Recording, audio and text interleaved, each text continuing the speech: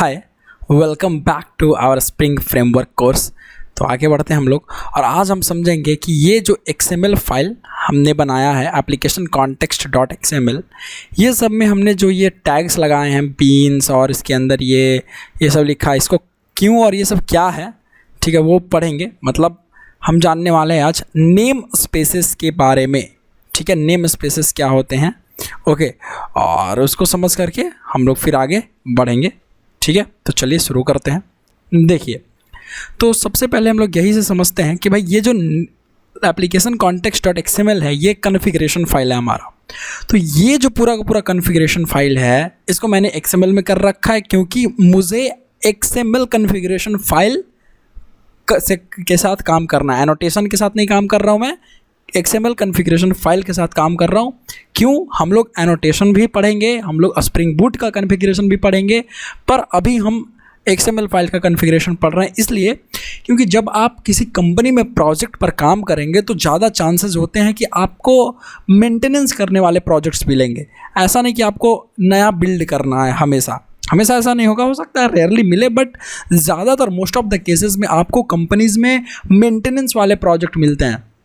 तो भाई जब मेंटेनेंस वाले प्रोजेक्ट मिलेंगे तो वहाँ पर तो XML यूज हो रहा होगा क्योंकि XML काफ़ी पुराना है, पूरा लेगेसी पहले से चला आ रहा है XML स्प्रिंग फ्रेमवर्क में। तो XML का कॉन्फ़िगरेशन इसलिए हमको सीखना ज़रूरी है और ये समझना ज़रूरी है। तो आराम से समझिए, कोई दिक्कत वाली बात नहीं है। नेम स्पेसेस क्या होता है, XML ये फाइल कैसे काम कर रहा होता है, आराम से समझेंगे, ठीक है, और कैसे पूरा कोड हमारा स्ट्रक्चर, जो कोड का फ्लो है कैसे काम कर रहा होगा वो भी समझेंगे पूरा इस सेटर इंजेक्शन वाले में। इस वीडियो के बाद अभी स्पेशली ये वीडियो में हम ये सब सीखेंगे कि ये सब क्या है और कैसे काम करता है। तो बिल्कुल ठंडे दिमाग से आराम से, बहुत एकदम रियल टाइम एग्जाम्पल के साथ हम लोग समझने वाले हैं। तो देखिए क्या है।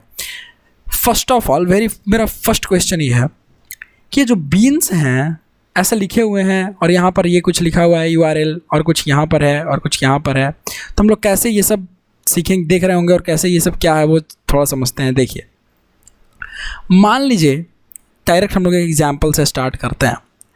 एक एग्जाम्पल हमारा ये है कि कोई यूनिवर्सिटी है, कोई कॉलेज है, आप जहाँ पढ़ रहे हैं, ठीक है। अब उस कॉलेज में, उस यूनिवर्सिटी में ये तय होता है कि चलो एग्ज़ाम कंडक्ट करना है। एग्ज़ाम कंडक्ट करने की टाइम आ गई आपका सेमेस्टर का, ठीक है। अब यूनिवर्सिटी वालों ने बस ये एक नोटिस निकाल दिया कि जितने भी स्टूडेंट्स पढ़ रहे हैं हमारे यूनिवर्सिटी में या हमारे कॉलेज में, वो क्या करें, अपना खुद के द्वारा बनाया हुआ एप्लीकेशन फॉर्म, खुद के द्वारा लिखा गया एप्लीकेशन फॉर्म जमा कर दें। अब ये दिक्कत वाली बात हो जाएगी। कैसे? क्योंकि मान लीजिए कोई स्टूडेंट अगर शरारती है, कोई कुछ है ऐसे नॉर्मल, तो किसी ने अपना फॉर्मेट ये तय किया, उसने एग्ज़ाम फॉर्म पे सिर्फ लिखा नेम और रोल नंबर। ध्यान रखिए, यूनिवर्सिटी ने उस एग्ज़ाम के एप्लीकेशन का फॉर्मेट तय नहीं किया है, ये ध्यान रखिएगा। किसने? खुद से लिखा गया। तो एक स्टूडेंट ने सिर्फ नाम और रोल नंबर लिख के दे दिया, दूसरे ने नाम, रोल और आधार लिख के दे दिया, तीसरे ने नाम, रोल और बैच लिखा। अब कोर्स का नाम ये सब लिखा ही नहीं, ये सब फ़ोटो वोटो कुछ दिया ही नहीं जो इम्पॉर्टेंट डॉक्यूमेंट्स थे। तो ऐसे अगर लाखों स्टूडेंट्स पढ़ रहे होंगे उस कॉलेज में, या उस यूनिवर्सिटी कहता हूँ मैं, उस यूनिवर्सिटी में अगर लाखों स्टूडेंट्स पढ़ रहे होंगे, तो समझिए इन सब का हॉल टिकट जनरेट करना एग्ज़ाम के लिए कितना बड़ा सिरदर्द है। हॉल टिकट मतलब क्या यार? Admit card. तो एडमिट कार्ड उस एग्ज़ाम के लिए जनरेट करना, क्रिएट करना उस कॉलेज के द्वारा कितना बड़ा हेडेक है। क्योंकि भाई किसी ने नाम लिखा तो किसी ने रोल नंबर नहीं लिखा। अब उसको आइडेंटिफाई कैसे किया जाएगा, वो एडमिट कार्ड जनरेट कैसे होगा, कौन सा सीट किसको एलोकेट होगा और कैसे रिजल्ट निकलेगा, ये प्रोसेस काफ़ी ज़्यादा बेकार और बिल्कुल ही बेकार है। मतलब ऐसा समझिए कि वो खुद से कहा दिया गया। इसीलिए क्या हुआ कि यूनिवर्सिटी ने ये फॉर्म ना निकाल बोल करके उसने क्या तय किया कि भाई XYZ यूनिवर्सिटी, मैं एक एप्लीकेशन फॉर्म दे रहा हूँ। मतलब यूनिवर्सिटी वालों ने ये तय किया कि हम लोग एक एप्लीकेशन फॉर्म देंगे, उसका प्रॉपर एक फॉर्मेट होगा, name, role, batch, registration number, semester, year, course. आराम से ठंडे दिमाग से आप लोग सब कुछ फिल कीजिए, इंपॉर्टेंट डिटेल्स इस एप्लीकेशन फॉर्म में फिल कीजिए, फ़ोटो चिपकाइए और फिर जमा कीजिए।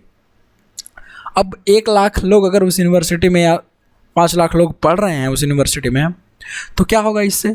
इससे होगा ये कि इसके कंपैरिजन में ये एक एग्ज़ाम फॉर्म जो 1 लाख लोगों ने बनाया था उसके कंपैरिजन में ये XYZ एग्ज़ाम फॉर्म एप्लीकेशन जो है, इससे हॉल टिकट जनरेट करना, एग्ज़ाम कंडक्ट करवाना कितना आसान हो गया। आराम से निकल जाएगा, रिजल्ट देने में भी आसानी होगी। सिंपल सी बात है, सब कुछ प्रॉपर मैनर में अरेंज्ड रहेगा। यहाँ पर अरेंज्ड नहीं था, कोई कुछ दे रहा है, कोई इंपॉर्टेंट डिटेल ही छोड़ दे रहा है, कोई पापा का नाम छोड़ दे रहा है, कोई मम्मी का नाम छोड़ दे रहा है, कोई खुद का ही नाम छोड़ दे रहा है। समझ रहा हो? अब इंजीनियरिंग का स्टूडेंट है भाई, कुछ भी हो सकता है यार, इंजीनियर्स कुछ भी कर सकते हैं, राइट। तो नॉट, वैसे मैं मजाक नहीं उड़ा रहा, मतलब ठीक है, समझ रहे हो ना? हाँ, फन वे में लो, ठीक है, फ़नी भाई। और दिमाग तो आप जानते हो, इंजीनियर्स रात को गर्दा उड़ा देते, एक दिन पढ़ के यार निकाल लेते एग्ज़ाम। चलिए तो यहाँ आते हैं। तो उसने, उस यूनिवर्सिटी ने एग्ज़ाम एप्लीकेशन फॉर्म निकाला और उसका पूरा प्रॉपर फॉर्मेट तय किया।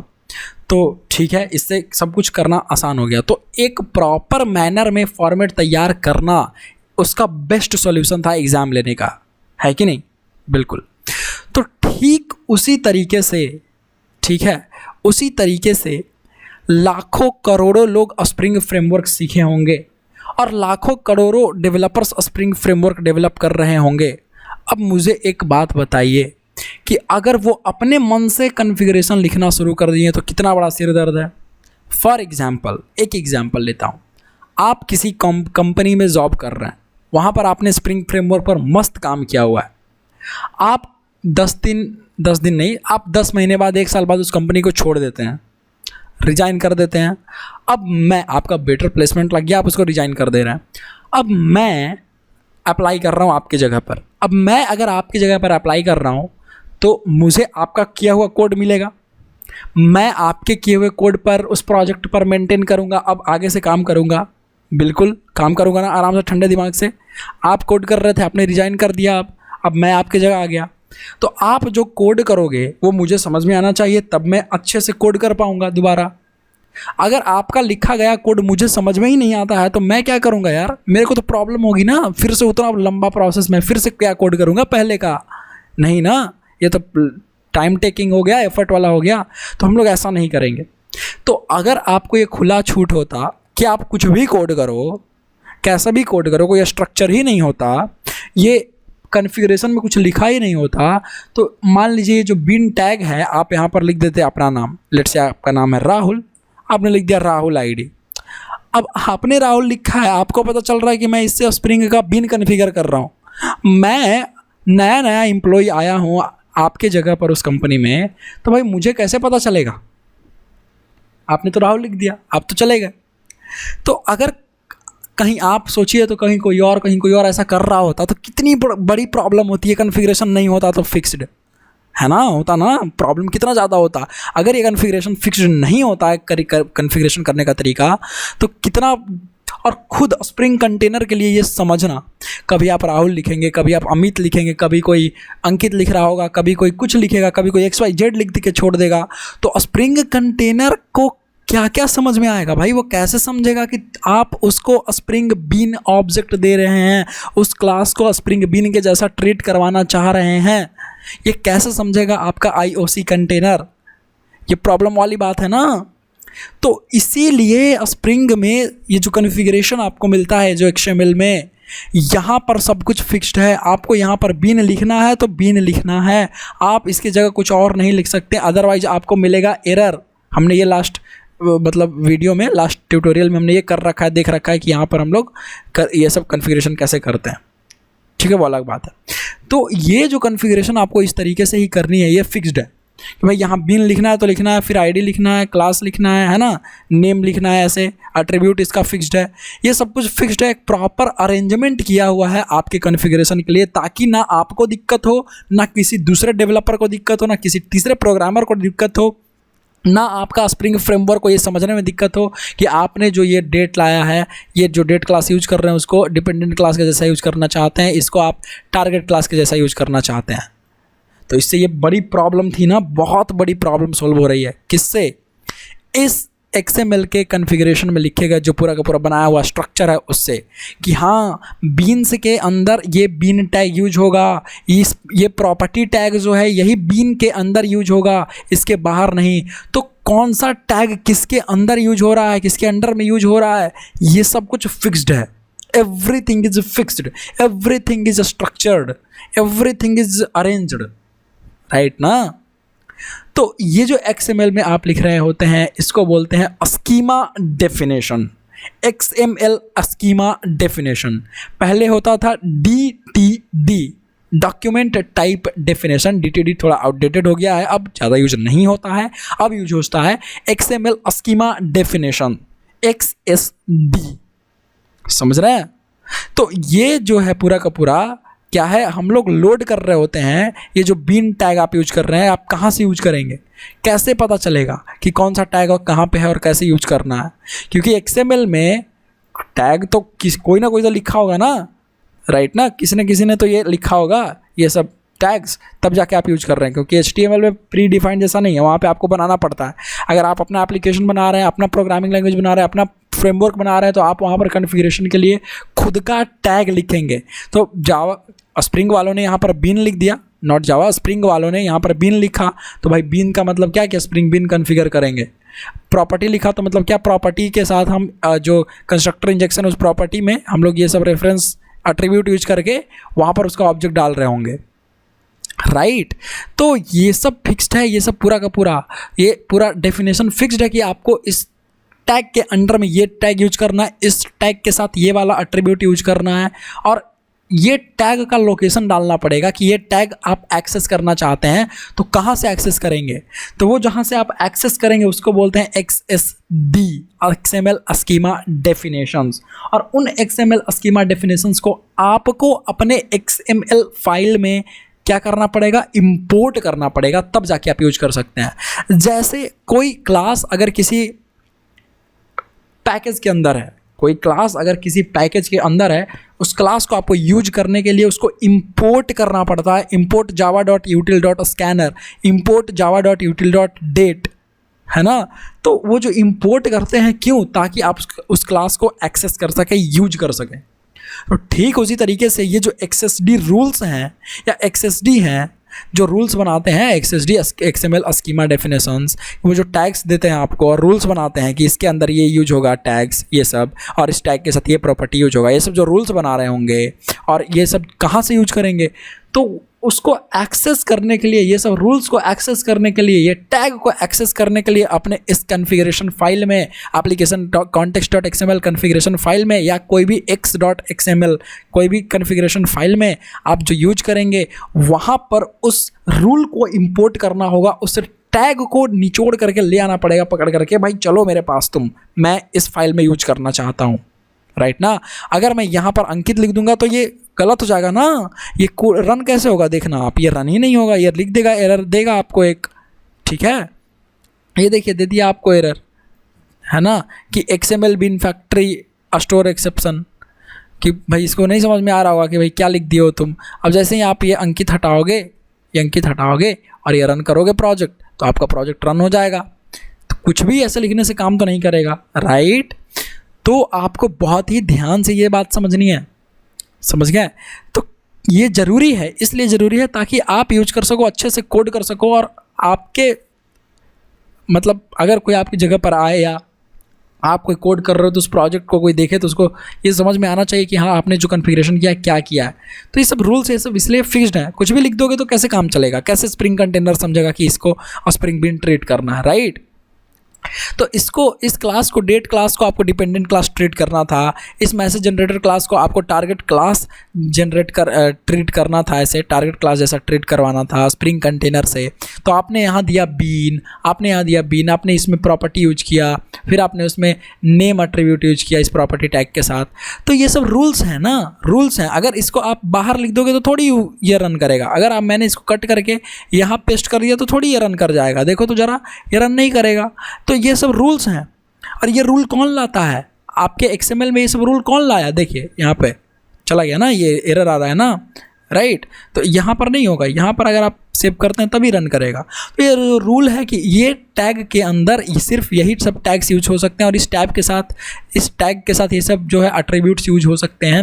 ये रूल्स आपको कौन देगा? XSD, XML स्कीमा डेफिनेशंस, ठीक है, जो स्प्रिंग वालों ने लिख रखा है ऑलरेडी। अब उसको आपको इंपोर्ट करवाना है जिस तरीके से किसी क्लास को किसी में आप यूज कर रहे थे कोई और पैकेज के थ्रू, तो इंपोर्ट java.util. राइट, अगर आपको किसी सारे पैकेज को इंपोर्ट करवाना था तो कैसे लिखते थे? पूरे क्लास को इंपोर्ट करवाना, java.util.star लिख देते हैं, तो उसका मतलब कि सारा आपका जो है वहाँ पे इंपोर्ट हो गया। तो भाई उसी तरीके से आपको इंपोर्ट करवाना पड़ेगा उस XML स्कीमा डेफिनेशन को, XSD को, ठीक है। तो अब हम आगे समझते हैं। तो ये ज़्यादा इम्पॉर्टेंट था। तो XSD, यही XSD क्या होते हैं, या DTD, डॉक्यूमेंट टाइप डेफिनेशन, या XSD, XML schema definition are building block for constructing XML docs. XML documents को बनाने के लिए एक स्ट्रक्चर्ड मैनर में बीन या कोई भी टैग जो आप यूज करेंगे उसको स्ट्रक्चर्ड मैनर में बनाने के लिए क्या यूज होता है? XSD, XML schema definition. कल को आप अपना फ्रेमवर्क बना रहे हैं, कल को आप अपना कुछ प्रोजेक्ट बना रहे हैं, तो आप खुद एक XSD डिफाइन करेंगे, XML स्कीमा डेफिनेशन बनाएंगे, ताकि ये प्रॉब्लम नहीं आए। ये जो अभी पूरा मिस हो गया था ना एग्जाम कंडक्ट करवाने में या फिर कोड लिखने में, करोड़ों डेवलपर्स, लाखों डेवलपर्स कुछ भी कोड कर देंगे, कुछ भी कॉन्फ़िगर कर देंगे, तो कौन सा टैग क्या काम कर रहा है किसको समझ में आएगा? ठीक है, तो इससे तो नुकसान होगा, इससे और फ़ायदा तो होगा नहीं। तो यही बात है। तो DTD और XSD जो है ये बिल्डिंग ब्लॉक्स होते हैं, बनाने के लिए होते हैं, एकदम ब्लॉक्स यूनिट होते हैं। किसके लिए? आपके XML डॉक्यूमेंट्स को एक तैयार करने के लिए, उसका कंस्ट्रक्शन के लिए, राइट। तो इसीलिए ये जो देखिए पूरा का पूरा आपका स्कीमा बना हुआ होता है कि हाँ भाई ये देखिए बीन्स है यहाँ पे, और इस तरीके से हम लोग काम करेंगे कि बीन लिखेंगे तो वहाँ पर इसका मतलब कि क्लास को हम लोग बीन के जैसा ट्रीट कर रहे होंगे। अगर इसके अंदर प्रॉपर्टी और रेफरेंस डाल दिए तो ये टारगेट क्लास जैसा बिहेव करेगा, राइट। तो ये सब आपको समझना चाहिए, आराम से समझिए। जो मैं बातें बोल रहा हूँ समझ में आ रही हैं तो कमेंट में लिखिए, ज़रूर लिखिए प्लीज़, ठीक है। चलिए आगे बढ़ते हैं। तो ईच DTD जो अब ये XSD कौन लिखेगा? ये रूल्स कोई ना कोई तो लिखेगा अभी। जैसे ये रूल्स किसके फॉर्म में आते हैं? XSD, जैसे XSD जो होता है XML स्कीमा डेफिनेशन, इसको रूल्स तो कोई बनाएगा, स्प्रिंग वालों ने बनाया होगा। तो ये XSD जो है, ठीक है, क्या रखते हैं? रूल्स रखते हैं और टैग का नाम रखते हैं, एट्रीब्यूट 3-4 चीज़ें रखते हैं और उसका स्ट्रक्चर, उसके बारे में पूरा का पूरा डिटेल किसको पता होता है? इस XSD को, XML स्कीमा डेफिनेशन को यहाँ पर जो है पूरा देखिए इंपोर्ट करा हुआ है।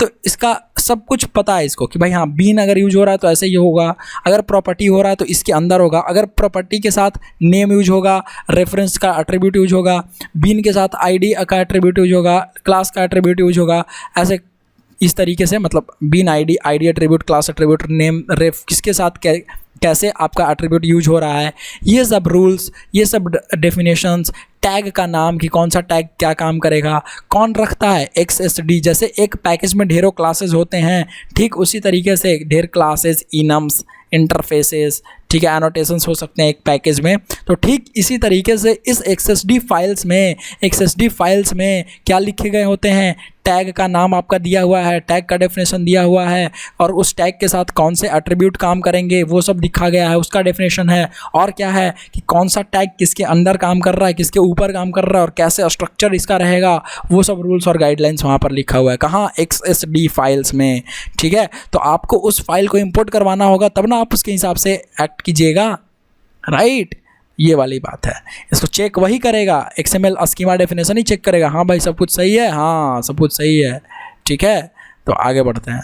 तो ये है भाई कि आपको इसको यूज होगा कंस्ट्रक्टर, इसमें XML फाइल के कंस्ट्रक्शन में बनाने में, राइट। तो ये यूज हो रहा है। फिर क्या है कि आपको इंपोर्ट करवाना होता है। ये मैंने अभी बताया आपको कि जब आप इसको यूज करना चाहेंगे तो कौन से XSD फाइल्स को आप यूज करना चाहते हैं भाई? तो हाँ मुझे बीन वाला चाहिए, तो आप लिखेंगे, कुछ कोड लिखेंगे ऐसा XML में, और उससे वो इंपोर्ट हो जाएगा, ठीक है। तो वी नीड टू इंपोर्ट, हम लोगों को इंपोर्ट करना पड़ेगा DTD रूल्स को या XSD रूल्स को सबसे टॉप में XML के फाइल्स के यहाँ पे जो है ना टॉप में एक नंबर लाइन को छोड़ दीजिए, ये कुछ और मतलब है, आगे बताऊंगा। अब यहाँ देखते हैं, तो we need to import DTD XSD rules at the top of XML files in order to inform to frameworks containers, frameworks का स्पेलिंग ठीक है, frameworks containers servers that we have developed XML file according to certain DTD XSD rules. तो भाई आपका जो भी आप किसी फ्रेमवर्क के साथ काम कर रहे हैं, किसी कंटेनर के साथ काम कर रहे हैं, कोई भी सर्वर के साथ, कोई भी टेक्नोलॉजी के साथ काम कर रहे हैं, तो वहाँ पर XML में अगर आप कॉन्फ़िगरेशन कर रहे हैं तो वो कॉन्फ़िगरेशन करने के लिए XSD फाइल्स को इंपोर्ट करवाना पड़ेगा। और इंपोर्ट इसलिए करवाना ज़रूरी है ताकि आप फ्रेमवर्क को बताएं कि हाँ भाई देखो, मैं जो टैग्स यूज कर रहा हूँ XML में, मैं जो ID यूज कर रहा हूँ, जो ये एट्रीब्यूट है और ये जो टैग्स है और ये जो रूल है टैग का, जो स्ट्रक्चर यूज कर रहा हूँ वो ऑथेंटिक है और मैंने इसको इस जगह से, इस XSD फाइल से उठाया है, इस XSD फाइल के थ्रू यूज कर रहा हूँ। समझ में आया? तब जाके आपका काम करेगा। तो DTD मतलब डॉक्यूमेंट टाइप डेफिनेशन, XSD मतलब XML स्कीमा डेफिनेशन। तो आई होप अब आपको ये XML स्कीमा क्या होता है समझ में आ रहा होगा। तो अब ये XSD फाइल्स कहीं होते होंगे तब ना इंपोर्ट करवाएंगे। जैसे कोई क्लास किसी पैकेज में होता है उसको इंपोर्ट करवा लेते हैं, तो ये XSD फाइल्स भी कहीं पड़े हुए होते हैं, उसको हमको इंपोर्ट करवाना होता है। और वो कुछ इस तरीके से हैं, देखिए XML स्कीमा डेफिनेशन अभी और समझते हैं कि अब इस XML स्कीमा, वो जो इंपोर्ट करवाने की बात है आगे देख लेंगे, अभी यहाँ ये समझ लेते हैं कि XML XSD या XML इसको बोल रहा है स्कीमा या XML स्कीमा डेफिनेशन। तो इसके अंदर पड़े होते हैं XML स्कीमा नेम स्पेसेस। क्या पड़े होते हैं? Name spaces. XML schema name spaces. अब नेम स्पेसेस ही वो लाइब्रेरी और वो जार फाइल्स होते हैं, ठीक है, जो क्या रखते हैं? XML टैग रखते हैं और उनका रूल्स रखते हैं कि ये टैग इस अंदर के यूज होगा, ये टैग के साथ ये एट्रीब्यूट यूज होगा, इसके बाद ये वाला टैग यूज होगा, उसके अंदर ये टैग यूज होगा। तो ये सब डिटेल है, किसी टैग का डिटेल है, किसी भी टैग का रूल्स कि उसके साथ कौन सा एट्रीब्यूट यूज हो रहा है, कहाँ पर वो टैग यूज हो रहा है, किस टैग के अंडर वो वैलिड है, सब कौन रखता है? Name spaces. अब नेम स्पेसेस लाइब्रेरी है, लाइब्रेरी का मतलब होता है जार फाइल्स, ठीक है। तो every schema name space, okay, every schema name spaces यही है। Every XML schema name space is identified with its name space URI और URL। कह रहा है जो भी आप XML नेम स्पेसेस को, एक्चुअल में हम यही नेम स्पेसेस को इंपोर्ट कर रहे होंगे, है ना, क्योंकि हमको इसी का तो ज़रूरत है। तो XML में ये जो XSD है इसके थ्रू हम लोग इसको यूज करेंगे और इंपोर्ट करेंगे। तो जो भी हमारा XML का नेम स्पेस है उसका एक URL होगा, जिस लोकेशन पर वो होगा तो उसका एक URL होगा और उससे हम लोग उसको फेच कर लेंगे, उठा लेंगे, वहाँ से उसको इंपोर्ट करवा लेंगे। जैसे इंपोर्ट स्टेटमेंट होता था हमारा जावा में, कोर जावा में हम लोग यूज करते थे इंपोर्ट करने के लिए किसी भी क्लास पैकेज को, राइट। उसी तरीके से नेम स्पेस है तो उसको इंपोर्ट करने के लिए, उन XML स्कीमास को इंपोर्ट करने के लिए आपको क्या करना पड़ेगा? उसको आपको इंपोर्ट करवाना पड़ेगा। और वो इंपोर्ट आप कैसे करवा सकते हैं? उसका एक URL होगा, उसका एक URI होगा। URI मतलब uniform resource indicator, both are same, ठीक है, अभी के लिए इतना समझते हैं, बोथ आर सेम, ऐसे मैंने लिख दिया है। तो एवरी स्कीमा नेम स्पेस और bunch of name spaces together will come as one XSD file.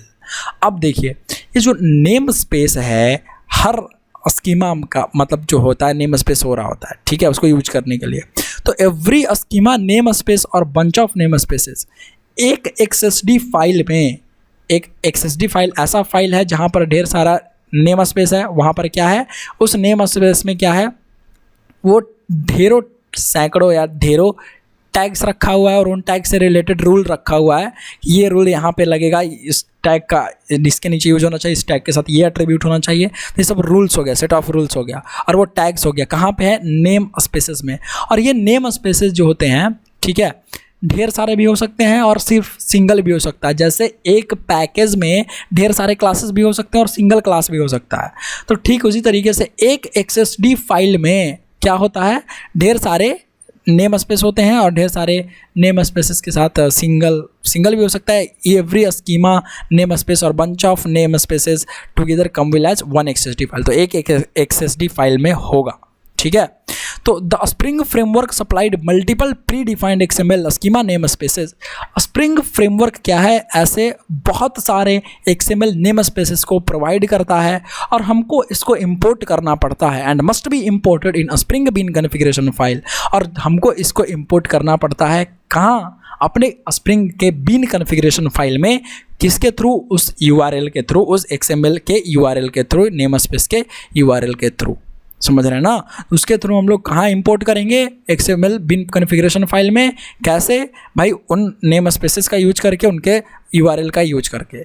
ठीक है।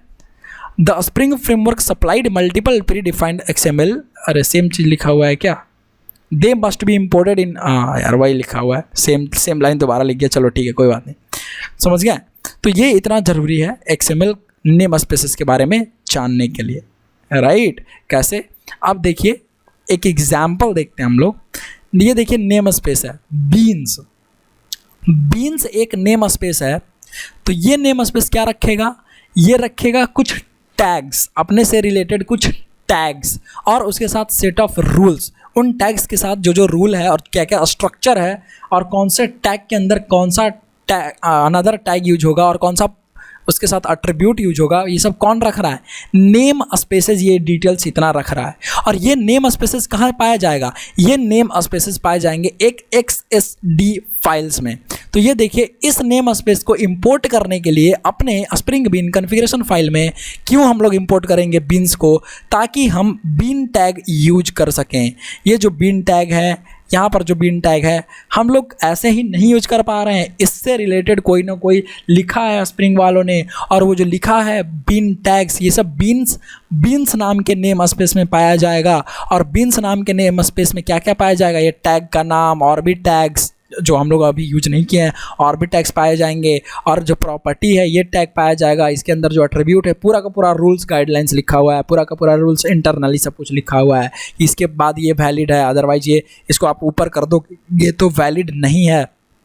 तो सब के सब कहाँ पाए गए हैं, इस बीन्स नाम के नेम स्पेसेस में। और ये जो नेम स्पेस है ये क्या कंटेन करता है, बताया तो, टैग्स और उसके बारे में डिटेल, उसके बारे में पूरा का पूरा रूल, कौन सा टैग कहाँ यूज होगा और कैसे यूज होगा। तो ठीक, बीन्स क्या है, टैग है ना, और इसके साथ क्या क्या एट्रीब्यूट है और इसके अंडर में कौन सा टैग काम कर रहा है, ये सब डिटेल्स कहाँ है, इस बीन्स नाम के नेम स्पेस में। और आप इसको कैसे इंपोर्ट कर सकते हैं, याद रखिए URL के थ्रू। तो URL के थ्रू आप इसको इंपोर्ट कर सकते हैं। और उसका URL ये देखिए, ये ऊपर वाला है, क्या है कि भाई www.springframework.org schema beans, और इसका XSD फाइल है, क्योंकि एक XSD फाइल के अंदर ही नेम स्पेस होता है। एक XSD फाइल के अंदर ही ढेर सारे नेम स्पेस हो सकते हैं या सिंगल भी नेम स्पेस हो सकता है।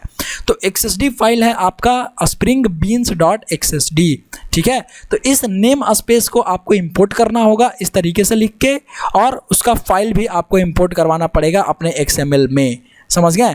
जैसे C है, तो ये जो C नेम, अब अलग अलग नेम स्पेसेस का अलग अलग प्रयोग है, अलग अलग यूज है आपके कॉन्फ़िगरेशन फाइल में, ठीक है। तो ये C से, ये देखिए यहाँ से, ये भी कहाँ पाया जाता है, XSD में, स्प्रिंग बीन्स नाम के XSD में। अब एक ही XSD ढेर सारे नेम स्पेसेस को रख सकता है, ये भी सत्य है, ये भी ट्रू है, ठीक है। और सिंगल सिर्फ एक भी नेम स्पेस रख सकता है, अरे एक पैकेज ढेर सारे क्लासेस को रख सकता है, इंटरफेसेस को रख सकता है ना, सिंपल सी बात है। उसी तरीके से एक XSD ढेर सारे नेम स्पेसेस को रख सकता है, कोई दिक्कत वाली बात नहीं है, समझ गए। तो बीन्स नाम का नेम स्पेस इसी springbeans.xsd में है, C नाम का नेम स्पेस स्प्रिंग बीन्स में है, P नाम का यहाँ पे है, और यही बीन्स का, C का, P का हम लोग प्रयोग करेंगे आगे। बीन्स तो हम अभी भी यूज कर रहे हैं, देखिए ये बीन टैग जो है हम लोग यूज कर रहे हैं, कहाँ से, देखिए यहाँ पर लिखा हुआ है XMLNS, यहाँ पर देखिए आपका स्प्रिंग बीन का जो है इंपोर्ट कराया हुआ है। अगर आप इसको इरेज कर देते हैं और फिर रन करते हैं, फिर इसको इस प्रोजेक्ट को रन करते हैं, तो आपको मिलेगा एरर। और ये देखिए आपको मिल गया ना एरर, देखिए बिन फैक्ट्री XML बिन डेफिनेशन एरर, लाइन नंबर 3 इन XML बोल रहा है, लाइन नंबर 3 में एरर है, क्योंकि भाई मैं समझ ही नहीं पा रहा हूँ तुम क्या दे रहे हो, क्या नीचे यूज कर रहे हो टैग्स। तो वो सब टैग्स को देने के लिए, वैलिडेट करवाने के लिए ज़रूरी है ना उसको इंपोर्ट करना।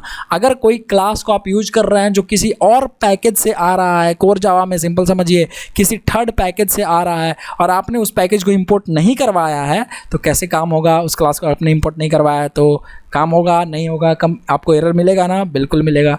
तो उसी तरीके से बात है कि भाई आपने ये टैग यूज कर रहा है, कहाँ से यूज कर रहे हैं भाई, कहाँ से, वो नेम स्पेस तो बताइए। तो हाँ आपने बताया कि हाँ ये लो नेम स्पेस यहाँ से ले आओ। अब वो नेम स्पेस कहाँ है, तो वो नेम स्पेस है आपका, देखिए यहाँ पर springbeans.xsd में। आप इसको इंटर ले लीजिए, यहाँ से कोई दिक्कत नहीं होगा। यहाँ पर हमने इंटर ले लिया, ठीक है। ये नीचे ला देता हूँ मैं, ये वाला जो URL है, लिंक है, यहाँ जाइए और यहाँ पर जा करके क्या कीजिए कि स्प्रिंग बीन्स XSD होगा, मैं वहाँ से ये सब काम कर रहा हूँ। वहाँ से इस बीन्स XSD से मैं XML नेम स्पेस को यूज कर रहा हूँ। इस स्कीमा डेफिनेशन से जो है फाइल जो है यहाँ से मैं यूज करना चाहता हूँ स्प्रिंग बीन्स को सब कुछ। और ये देखिए, ठीक है। तो भाई कहने का ये मतलब हुआ कि यहाँ सब जो फाइल्स रिलेटेड है, यहाँ नेम स्पेस का एलोकेशन है, वहाँ से हम लोग इसको यूज कर रहे हैं। और जरा आप चेक कर लीजिए, राइट। तो ये समझ में आना चाहिए आपको, प्रॉपर अच्छे से समझ में आना चाहिए। तो यही है XML नेम स्पेसेस और XML springbeans.xsd। अब बहुत सारे लोगों को ये लग रहा होगा कि ये जो HTTP लिखा हुआ है, तो नेम स्पेस ये तभी रन करेगा प्रोजेक्ट जब मेरा इंटरनेट कनेक्ट रहेगा तब। जी नहीं, बिल्कुल नहीं। ये कन्फिगरेशन तब सिर्फ नहीं काम करेगा, क्योंकि ये जो springbeans.xsd है ये क्या होता है, अरे ये कुछ नहीं होता है। ये जो XSD फाइल्स होते हैं ना, all these XSD files are available, यहाँ पर आर है या ए ऊपर हो गया भाई, ठीक है। All these XSD files are available in Spring libraries. Spring का जो लाइब्रेरी होता है, जो आपने डाउनलोड किया, स्प्रिंग का जो जार फाइल जो आप इंजेक्ट करते हैं अपने प्रोजेक्ट में, ऐड एक्सटर्नल जार्स करके वहाँ पे जो आप इंजेक्ट करते थे, वही जार फाइल्स में ये XSD फाइल्स प्रेजेंट होते हैं। उन्हीं जार फाइल्स में springcontext.xsd, springbeans.xsd, springbeans.xsd ये सब जो है प्रेजेंट होते हैं। कहाँ, उन्हीं जार फाइल्स में, ठीक है। तो ध्यान देने वाली, ज़्यादा टेंशन लेने वाली बात नहीं है। तो क्या होता है, क्यों हम लोग ये सब लिखते हैं, वो तो समझ में आ गया ना। आगे हम लोग जरूर देखेंगे कैसे और सारी चीज़ें काम करती हैं, राइट। तो जो XSD फाइल्स हैं इसको इंपोर्ट करवाना पड़ता है। और यही XSD फाइल्स कहाँ प्रेजेंट होती हैं, ये प्रेजेंट होती हैं भाई स्प्रिंग के जार फाइल्स में। तो आप जो जार लगाते हो, जो जार आप यहाँ पर अटैच करते हो, जो आप देख सकते हो रेफरेंस लाइब्रेरीज कॉमन लॉगिंग से स्प्रिंग बीन्स, देखो ये है ना .jar, स्प्रिंग कॉन्टेक्स्ट, इसके अंदर ये तो जार है खुद स्प्रिंग का, तो इसके अंदर, ठीक है, स्प्रिंग बीन्स में स्प्रिंग बीन्स का होगा, स्प्रिंग कॉन्टेक्स्ट में स्प्रिंग कॉन्टेक्स्ट का होगा, ठीक है। तो इस तरीके से तरह तरह करके और भी जार्स यूज होंगे जब हम और भी मॉड्यूल्स यूज करेंगे तब, राइट। तो वहाँ पर जो भी आप यूज करेंगे, वो हर जब भी आप कुछ नया नया टैग यूज करेंगे, उस टैग से रिलेटेड एक नेम स्पेस होगा, और वो नेम स्पेस का एक लोकेशन होगा जो उस URL से आपको देना पड़ेगा। और वो लोकेशन से आपका वो फाइल भी ढूंढेगा कि कौन से XSD फाइल से है। जैसे springbeans.xsd फाइल में है, कौन सा नेम स्पेस है, तो बीन्स नाम का नेम स्पेस है। ये देखिए बीन्स नाम का नेम स्पेस है, और यहाँ पर भी लिखा हुआ है XML name space, XMLNS, XML name spaces. कौन सा नाम का है, तो बीन्स नाम का है। और ये बीन्स नाम में बीन्स कहाँ पे है, तो ये देखिए यहाँ पर इसका स्कीमा का लोकेशन डाला हुआ है, और वहाँ से हम लोग वहाँ यही हमको अलाउ कर रहा है, यही जगह, यही फाइल, यही नेम स्पेस हमको अलाउ कर रहा है कि हम बिन टैग को यूज करें, और बिन टैग में ये एट्रीब्यूट को यूज करें। और इसके बाद ये जो रूल्स बनाया हुआ है कि इसके अंडर ये सिर्फ यही ID यहाँ लगेगा, क्लास यहाँ लगेगा, ये सब जो रूल्स हैं कौन लिखा है, तो भाई वही नेम स्पेसेस में लिखे गए हैं सारे के सारे, राइट। समझ में आया, बिल्कुल समझ में आया, क्रिस्टल क्लियर कॉन्सेप्ट हुआ या नहीं हुआ, मुझे ये बताइए। सबसे पहली बात मुझे ये बताइए, आपने ये समझा कि नहीं समझा। बिल्कुल क्रिस्टल क्लियर होना चाहिए कैसे चीज़ें काम कर रही हैं और क्यों हम लोग लिख रहे हैं, एटलीस्ट ये तो आपको बहुत अच्छे से समझ में आना चाहिए, ठीक है। आई होप आपको ये समझ में आ रहा होगा। अगर अभी भी नहीं समझ में आया तो मैं एक बार और कोशिश करता हूँ आपको, ठीक है। मैं ये कोशिश करता हूँ, जो आपको अभी भी नहीं समझ में आया तो मैं एक बार और कोशिश करता हूँ, बट समझ में आएगा तो अच्छी बात है। स्टिल आप रुके रहिए, बहुत अच्छी बात है दोबारा से समझना चीज़ों को। और यार ये आ जाएगा नीचे, और 1 मिनट, ये जो है इसको मिनिमाइज कीजिए, इसको एग्ज़िट कीजिए और इसको खोलिए।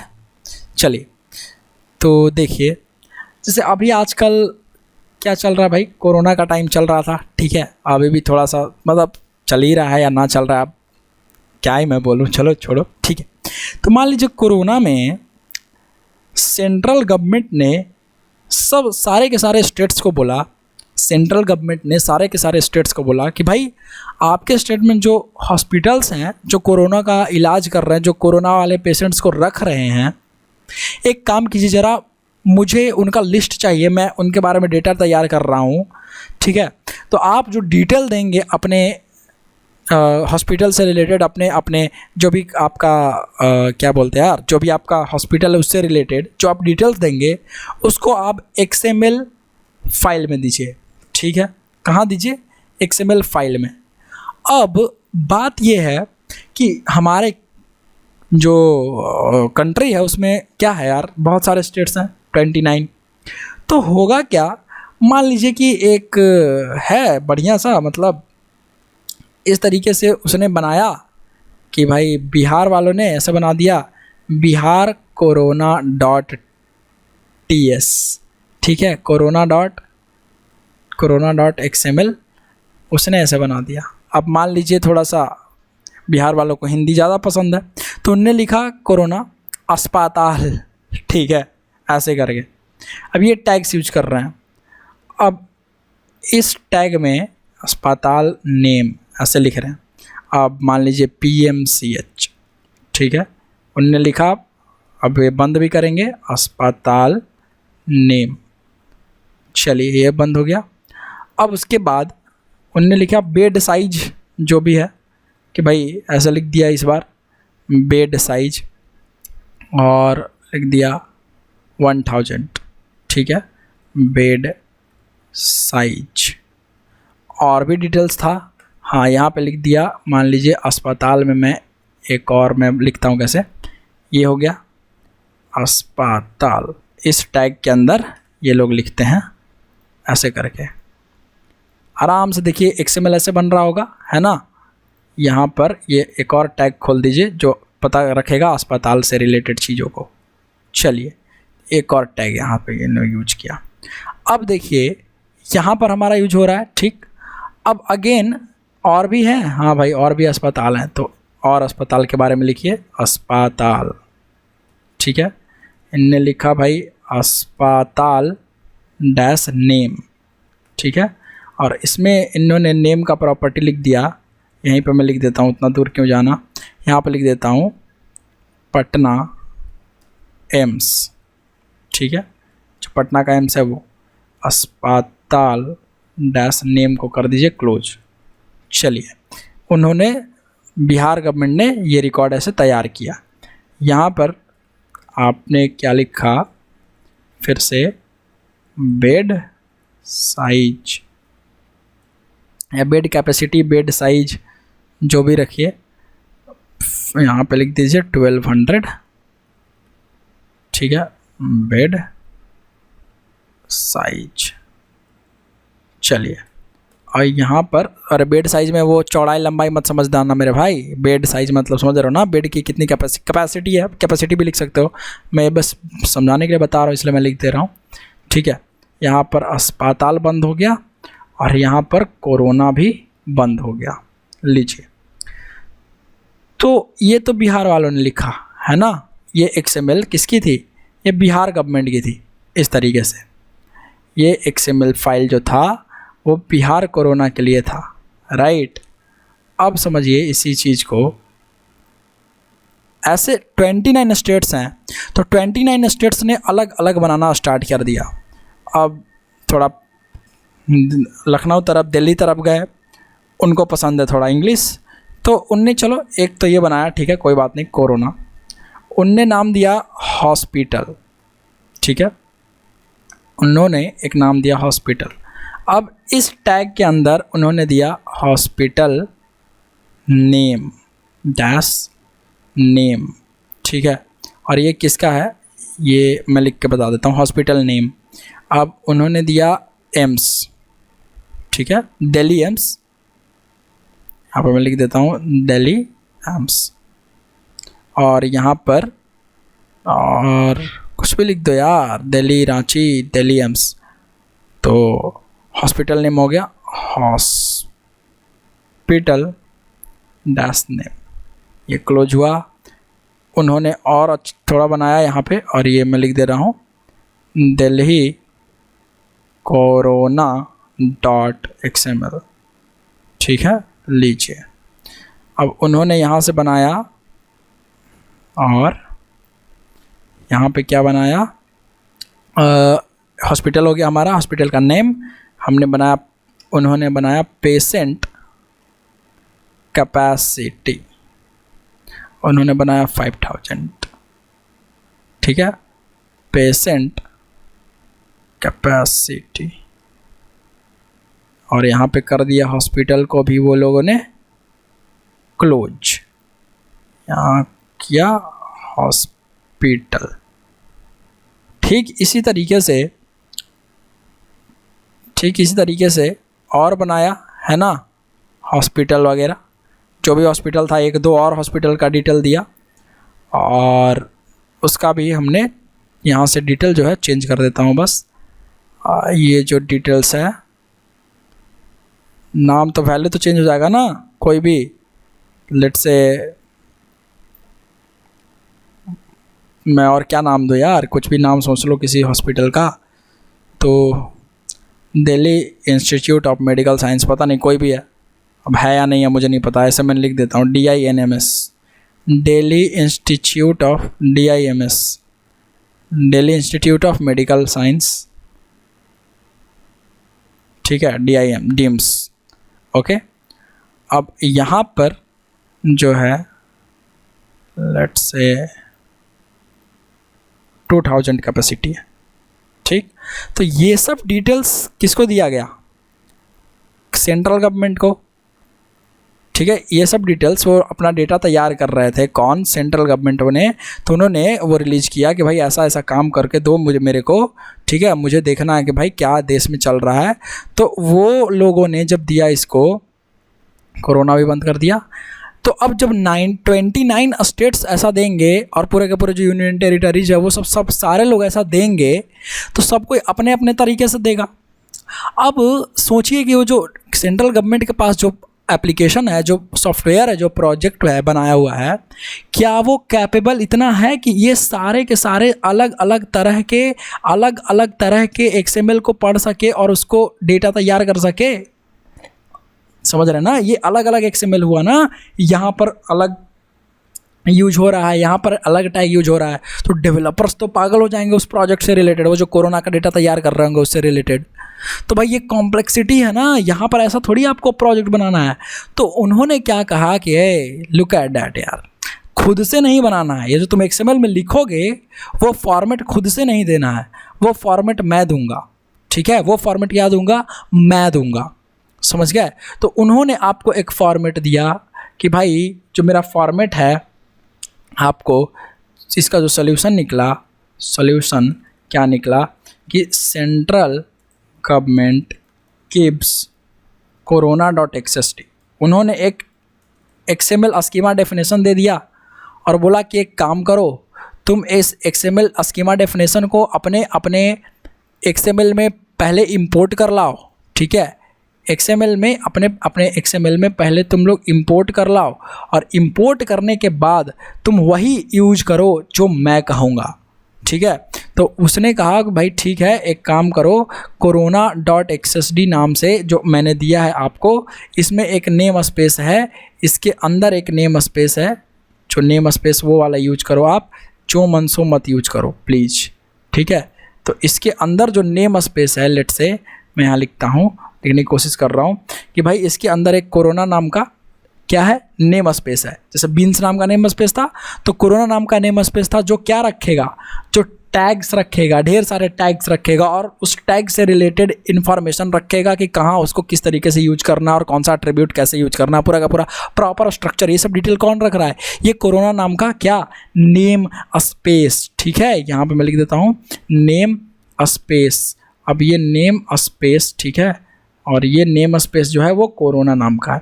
अब ये कोरोना जो है आपको क्या मिल रहा है भाई, ये कोरोना से आपको क्या मिल रहा है, एक URL मिल रहा है या URI मिल रहा है, ठीक है। और वो URI आपको मिल रहा है इस तरीके से कि http www.central ऐसे करके कुछ अपना दे रहे हैं, है ना, कि centralgovernment.corona.in, ठीक है, या ऐसे कुछ भी लिख दीजिए, सेंट्रल गवर्नमेंट डेटा डॉट ऐसे लिख दीजिए चलेगा, dot in slash corona slash ऐसे करके कोरोना डैश डिटेल्स, ठीक है, या कोरोना डिटेल्स एक ही में, कोरोना डिटेल्स। तो यहाँ पर हमने ऐसे कर दिया, ठीक, ये URL दिया, तो इस URL को इंपोर्ट करवाना पड़ेगा, राइट ना। अब यही URL में से वो जो टैग्स निकलेंगे, ये URL किसको रेफ़र कर रहा है भाई, तो ये URL देखिए किसको रेफ़र कर रहा है, इस कोरोना नाम के नेम स्पेस को। तो इस नेम स्पेस में मैंने ऑलरेडी बताया है कि ढेर सारे क्या होंगे, ढेर सारे टैग्स होंगे। तो ये मान लीजिए कि एक टैग है हॉस्पिटल, ठीक है, एक हॉस्पिटल टैग है, एक हॉस्पिटल नेम टैग है, सिर्फ नेम, क्योंकि हॉस्पिटल के अंदर है तो नेम काफ़ी है, ठीक है। बेड कैपेसिटी है, बेड कैपेसिटी है, और क्या है, ऑक्सीजन सिलेंडर्स है, ठीक है, ऑक्सीजन सिलेंडर्स, ठीक है, ये सब टैग्स है।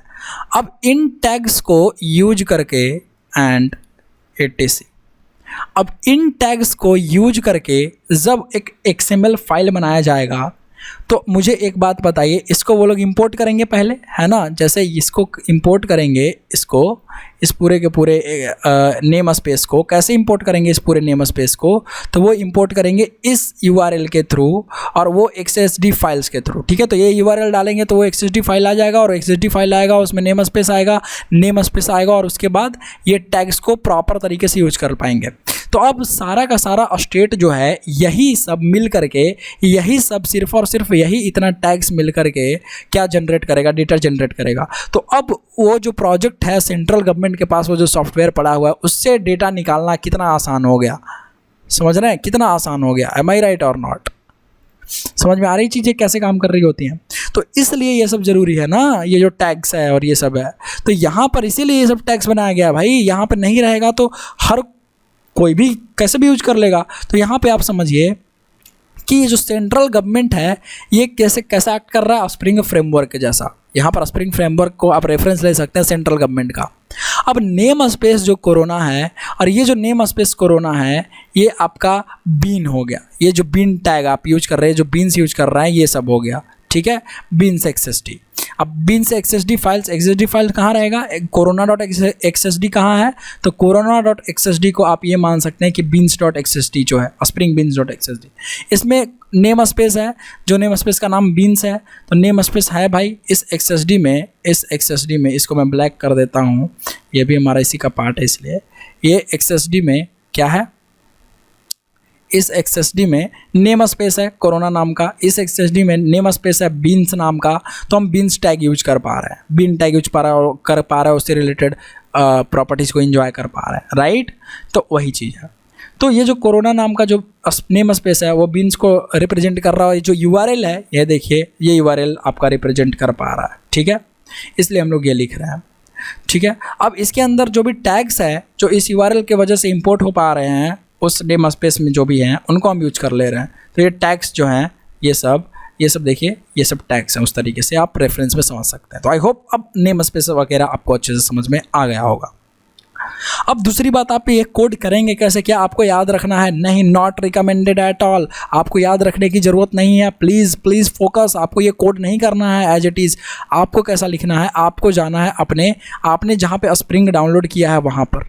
मैं आ गया इस स्प्रिंग फ्रेमवर्क में, ठीक है, मैं इस जगह पे आ गया जहाँ मेरा स्प्रिंग फ्रेमवर्क डाउनलोड किया हुआ है। यहाँ पर आ जाएंगे और इसमें आकर के आपको मिलेगा, देखिए, स्कीमा डॉक्स में जाइए और आप जाइए जावा डॉक API जो है, इसमें आइए index.html में, और ये तो नहीं, यहाँ नहीं, जावा डॉक नहीं, रेफरेंस में जाते हैं और HTML में जाते हैं और इस index.html को खोलते हैं। रेफरेंस में जाने के बाद कोर में आ जाते हैं और कोर में आने के बाद नीचे थोड़ा सा आइए और नीचे आइए और देखिए यहाँ पर आपको मिलेगा क्या, डेफिनेशन, स्कीमा का डेफिनेशन। यही वाला आपको कॉपी पेस्ट कर देना है, बिल्कुल यही वाला आपको यहाँ से कॉपी पेस्ट करना है और जो चेंजेस करना है वो आपको यहाँ पर अपना चेंज कर देना है, जो भी आपको कॉन्फ़िगर करना है, जो क्लास कॉन्फ़िगर करना है और जो ID कॉन्फ़िगर करना है। समझ गए? तो ये XML फाइल से आप जो है ये यहाँ का कैसे खोलना है वो मैंने आपको बता दिया, ये मिल जाएगा, ठीक है। और इसको करने के बाद आपको कोई भी आप जो भी अपना पहले आप अटैच कर लेंगे जार्स को, जो स्प्रिंग का जार्स है उसको अपने प्रोजेक्ट में, उसके बाद आप इसको कोड करेंगे और इसको आप कॉपी पेस्ट करेंगे, ठीक है, समझ गए। और आप इसको इंटरनेट से भी ढूंढ सकते हैं, और इंटरनेट से ढूंढना भी आसान है, कुछ नहीं, लिखिए स्प्रिंग XSD, ठीक है, XSD। बस अगर आप स्प्रिंग SSD मेरा इंटरनेट तो कनेक्टेड है नहीं, उतना आप ढूंढ लेंगे, स्प्रिंग XSD लिखेंगे तो आपको अगेन से यही वाले जगह पे आना पड़ेगा। यही सब मतलब उनका जो डॉक्यूमेंटेशन है ऑनलाइन, ये तो खुद इन्होंने दिया है डाउनलोड के साथ, डाउनलोडेड फाइल्स के साथ, बट इनका डॉक्यूमेंटेशन भी ठीक ऐसा ही रहेगा। तो डॉक्यूमेंटेशन में आप जब जाएंगे तो वहाँ पे आपको पता चलेगा, यही चीज़ खुलेगा और वहाँ से भी आप कॉपी पेस्ट कर सकते हैं। तो आई होप अब आप इसको अच्छे से समझ गए होंगे कि हम लोग ये क्यों यूज कर रहे हैं और इसका मतलब ये सब का लिखा हुआ है, वो जो क्या लिखा हुआ है और क्यों लिखा हुआ है, राइट, और किस तरीके से हम लोग इसको यूज करेंगे। तो एक भी टैग इधर उधर नहीं होना चाहिए, वरना इन नेम स्पेस के खिलाफ हो जाएगा, इसके अगेंस्ट हो जाएगा। ये जो बिन्स का नेम स्पेस है और नेम स्पेस में रूल्स गाइडलाइंस होते हैं तो उनके खिलाफ हो जाएगा, और जब रूल गाइडलाइन ब्रेक करेंगे तो प्रॉब्लम होगी, पनिशमेंट मिलेगी, और एज ए पनिशमेंट आपका प्रोजेक्ट रन नहीं करेगा, राइट। तो हमको उसके रूल्स के हिसाब से चलना है, ताकि ना हमको प्रॉब्लम हो, ना स्प्रिंग कंटेनर को प्रॉब्लम हो, ना किसी भी थर्ड पर्सन प्रोग्रामर डेवलपर को प्रॉब्लम हो, राइट। आई होप आपको नेम स्पेसेस अच्छे से समझ में आया होगा, और ये सब XML में कन्फिगरेशन, ये सब क्या कोड किया गया, बहुत अच्छे से समझ में आया होगा। एंड आपको ज़रा सा भी ट्यूटोरियल से फ़ायदा हुआ है तो आप ज़रूर कमेंट में कीजिए, लिखिए, और भाई इसको यार आप पूरा प्लेलिस्ट एक्सेस कीजिए पूरा प्लेलिस्ट। स्प्रिंग बूट डेवलपर बनाना है मुझे आपको, ठीक है। तो जस्ट आराम से वीडियोज़ देखिए और समझिए चीज़ों को। मैं मिलता हूँ आपसे अगली वीडियो में।